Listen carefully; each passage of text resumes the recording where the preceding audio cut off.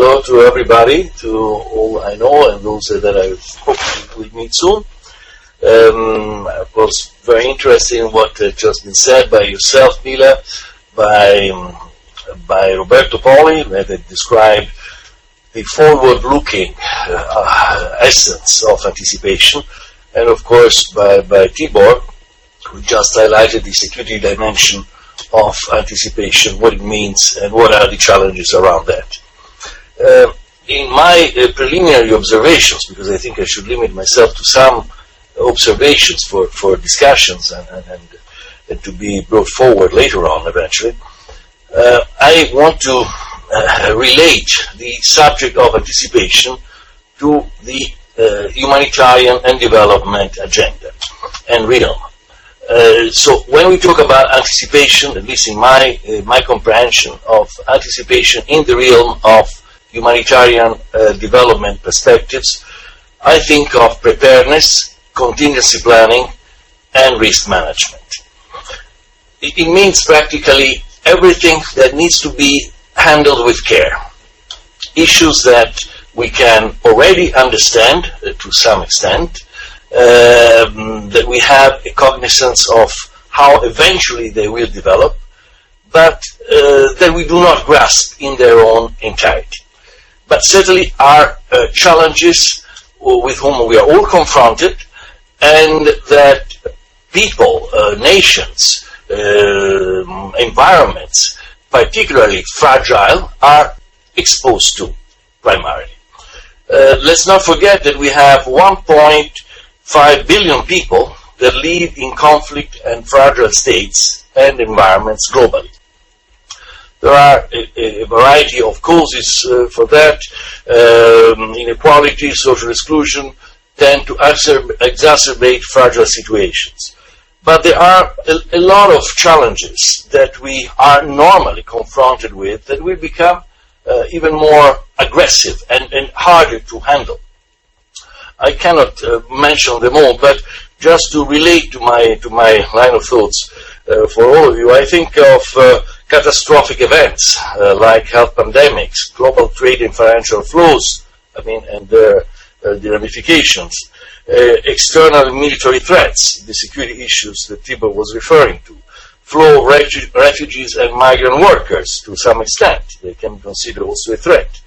And we also have issues, endogenous factors to nations, to countries, that relate to weak democratic governance and dysfunctional public institutions, social political crisis, high levels of non-conflict violence, criminal, domestic, gender-based violence, and terrorism and violent extremism, as is now defined, population movements, demographic pressures, youth bulges, socioeconomic inequalities, marginalization, etc. So all these factors are often blurred, and they are concurring to the instability element. So when I talk about anticipation, for me the main element is to manage the risk, to anticipate the change, and confronting these global challenges that we had ahead of us. So preparedness is also means also strengthening the resilience of nations and of communities. This is a very important discussion that it's now going on. Resilience, meaning the ability of households, of individuals, of households, of communities, of systems to anticipate, to withstand, to recover from shocks, stresses, and threats. This is not a new science. I would say, is a new approach that derives from the fact that resources are less, that nations by themselves, although they have the responsibility, primary responsibility for preventing to some extent and certainly reducing the risk of the impact of these hazards, of biohazards and other hazards that we have just mentioned, they cannot cope with it by themselves. And there is an element that tells us that we should invest in the resilience of these nations, of the individuals, that should be better equipped to cope with it. This means fostering a culture of prevention, having this people-centered approach based on the needs and aspirations of people. But it's not an easy solution. This is probably one of the issues that should be debated in the conference, because it's a cultural element as well. It's a real paradigm shift. It's a real change in the cultural approach. How we really bring these anticipation elements to fruition, how we help building resilience, as I said, at the individual level, community level, nations level, how we bring all this into a coherent pattern of policies, of programs, how we foster international cooperation around these particular elements. So it's not enough, the point is this, it's not enough to understand disaster risks, it's not even enough strengthening national institutions. The point is how we really make this preparedness change at all levels.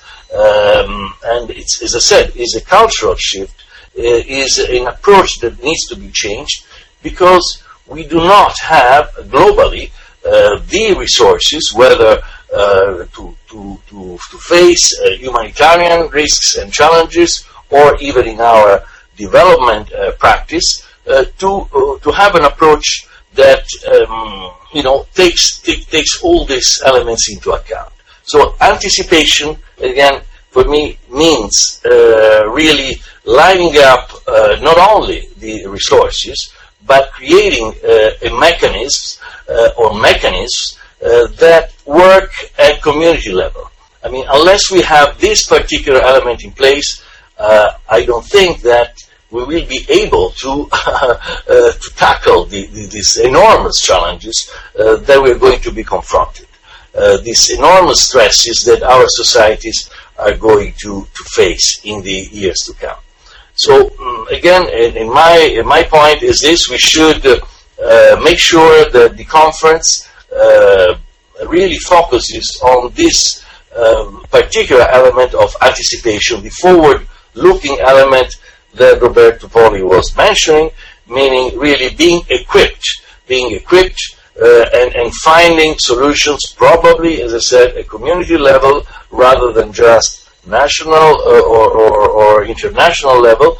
I mean, permeating these instruments through the national international level, but making sure that we really promote a cultural change, a shift whereby these preparedness elements is not just imposed on people, but it's part of their needs, it's part of the needs and the aspirations of individuals and communities. I will stop here, and then I'm happy to continue the discussion later on. Thank you.